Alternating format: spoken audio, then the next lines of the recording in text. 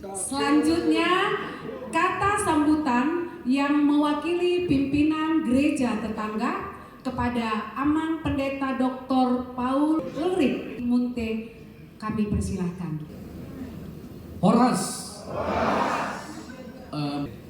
Amang Bishop yang kami hormati dengan Inan, Amang Sekjen dengan Inan, Ketua Rapat Pendeta dan semua badan bekerja Rapat Pendeta, juga ada Amang mantan Bishop ada di sini dan para senior kami, pendeta GKPI dan semua kawan-kawan, juga Bapak Camat dan unsur pemerintahan yang ada di Kecamatan Girsang Sekolah Bolon.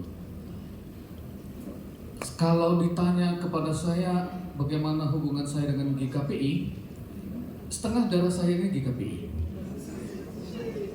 Karena saya cucu dari Bishop Lumantobi. Iya, jadi karena itu setengah darah saya GKPI. Kalau yang GKPI, yang setengah GKPS belum ada. Iya, sampai sekarang belum ada. Iya, tapi temannya GKPS banyak sekali. Oh iya, kamu setengah GKPS ya? Oke, iya baik.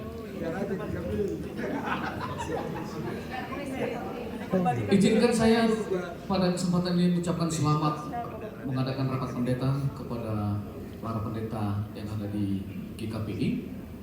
Dan kebetulan saya saat ini sebagai mewakili dari GKPS, sebagai Sekretaris Jenderal GKPS sampai tahun depan saja. Ya. Karena tahun depan udah nggak bisa lagi. Ya, dan izinkan saya mengucapkan selamat mengadakan rapat pendeta dari kawan-kawan kita yang terdiri dari 12 gereja yang bergabung dalam Sekber UM. Kebetulan untuk periode ini kami yang menjadi pengurus di Sekber UM yang setiap tahun menerbitkan buku khotbah Sekber UM bersama-sama dengan kawan-kawan dari GKPI, juga banyak yang menulis, dan yang kami sangat salut kepada GKPI karena buku itu paling banyak lakunya di GKPI. Jadi terima kasih. Kehadiran para pendeta dalam suatu rapat pendeta ini saya selalu melihat sebagai kumpulan para teolog-teolog. Karena bukan hanya sekedar bertemu ramah tamah, tetapi di sinilah wadah kita untuk berbicara secara teologis tentang hal-hal yang kita hadapi di tengah-tengah gereja kita, di tengah-tengah dunia ini, di tengah-tengah masyarakat bangsa kita. Ada pemikiran terakhir ini dari University of Cambridge. Mereka berbicara tentang current issues of theology. Mungkin Bapak Ibu juga sudah pernah membaca tentang buku itu yang mengatakan bahwa memang saat ini kita harus fokus kepada konstruksi teologi sistematis. Karena apa? Karena kita berhadapan dengan dunia yang berubah. Di tengah-tengah dunia yang berubah ini, kita harus tetap punya identitas. Karena kita berhadapan dengan culture yang berbeda, kita berhadapan dengan paradigma yang berbeda, apalagi dengan berkembangnya Internet of Things kepada semua masyarakat kita ini. Akhirnya kita memang menghadapi dunia yang berubah ini, sehingga para pendeta memang saatnya lah kita untuk berbicara secara teologis sehingga identitas gereja kita tidak hilang. Dan juga secara teologis tadi juga sudah diingatkan, bahkan Amang Bishop juga berbicara tentang bagaimana peran kita di tengah-tengah jemaat. Kita harus tetap mengingat sejarah kita, sejarah gereja ini, kemudian bagaimana kita tetap sambil kita mempelajari sejarah itu, kita tetap melakukan comparative studies, karena memang di dunia ini selalu banyak yang harus kita pertimbangkan. Jadi bukan hanya ajaran-ajaran teologi, tetapi juga perkembangan sosiologi, politik, itu juga harus menjadi pertimbangan kita supaya kita tahu bagaimana gereja ini bisa terus eksis. Dan juga apalagi belakangan ini ini menjadi perkumpulan bukan hanya gereja, bukan hanya orang Kristen, tapi Indonesia kita secara umum. Ada pemerintah kita juga di sini. Bagaimana kita bisa tetap menunjukkan nilai-nilai etis di dalam melakukan pekerjaan kita, melakukan percakapan, pembicaraan kita, pengambilan keputusan kita, yang memang kita harus memikirkan. Siapa yang berpikir Christian ethics? Tentu para teolog. Siapa para teolog? Para pendeta. Kita semua yang ada di sini. Tentu ini tugas kita. Ya, meskipun kita tidak menerbitkan buku dari semua pergumulan ini, tapi setidaknya dalam khotbah-khotbah kita bisa mengajarkan siapa ya pemeran utamanya itu? Kita para pendeta. Ya tentu hal-hal seperti ini menjadi hal-hal yang penting juga bagi kita, secara khusus juga dalam kebersamaan kita. Saya sangat bersukacita karena hari ini bisa hadir di sini sebagai bagian dari keluarga besar gereja-gereja di dunia ini, karena biar bagaimanapun ecumenical diversity ini adalah juga kekuatan kita. Bagaimana kebersamaan antara gereja-gereja, dan secara khusus 3 gereja yang berkantor sinode di Pematang Siantar, kita sudah melakukan ini secara bersama-sama. Kita menjadi penyelenggara dalam Asian Church Leaders Conference. Kita bersama-sama menjadi penyelenggara dalam kegiatan General Assembly of UEM. Kita bersama-sama di dalam melakukan kegiatan-kegiatan di sekitar Pematang Siantar, Simalungun. Tentu ini harus kita pertahankan. Jadi selalu bergantian, kalau tidak GKPI, HKI, GKPS yang menjadi host dalam kegiatan-kegiatan kebersamaan. Tentu kita tidak tertutup juga dengan gereja-gereja yang lain yang ada di Indonesia, karena memang kita adalah bagian dari gerakan Okumene di Indonesia ini. Dan ada banyak diskusi-diskusi.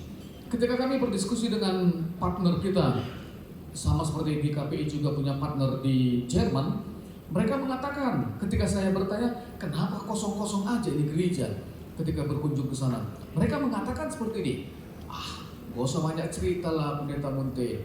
Lihat aja 5-10 tahun mendatang gereja kalian juga akan kosong seperti itu. Lalu saya katakan, saya jamin tidak. Karena apa? Yang mengikat warga gereja kami itu bukan hanya Christianity, bukan hanya ajaran kekristenan, tetapi kami punya banyak ikatan. Kami punya ikatan persaudaraan, kami punya ikatan kekerabatan satu kampung, sahuta, dan kami punya kekerabatan melalui arisan-arisan.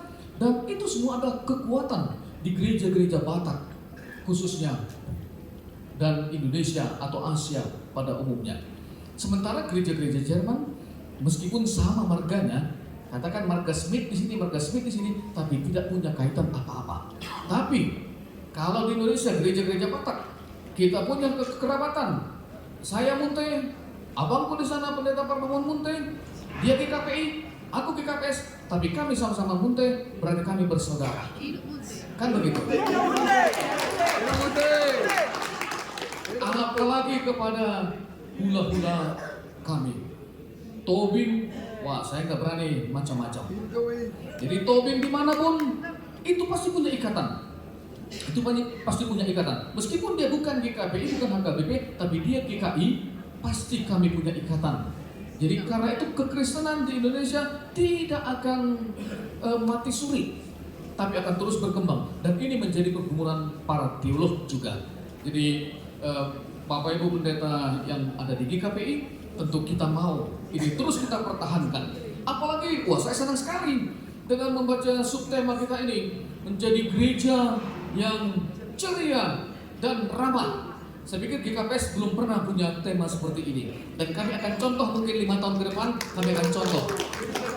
Tapi untuk ceria dan ramah, wah saya senang juga karena bapak-bapak ibu-ibu senyum hari ini. Ya, dan itu adalah indikatornya tema ini berhasil. Coba kalau saya datang tadi nggak ada yang menyambut, semua tegang semua, berarti ini tema hanya sekedar slogan saja. Tapi tidak, saya saksikan Bapak Ibu tersenyum. Karena senyum itu secara ilmu biologi berarti adalah peristiwa tarik-menarik antara kedua ujung bibir. Kalau kedua ujung bibir saling tarik menarik, maka terjadilah senyum. Kalau hanya satu yang tertarik, itu ngejek namanya.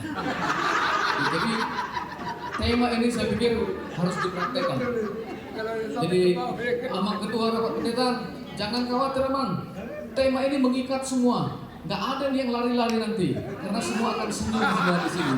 Ya, baik-baik semua pendeta GKPI, karena gerejanya hula-hula saya, jadi saya harus hormati.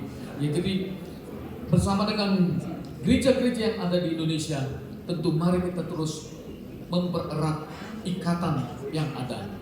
Kami ucapkan selamat melaksanakan rapat pendeta, dan tentu kami berharap keputusan-keputusan teologis yang dihasilkan oleh rapat pendeta GKPI ini juga akan berguna kepada gereja-gereja yang lain, termasuk GKPS. Jadi karena itu kami menunggu hasilnya supaya bisa kami tiru juga nanti di GKPS. Mungkin itu yang bisa saya sampaikan. Terima kasih atas kesempatan yang berharga ini. Tuhan Yesus memberkati. Horas.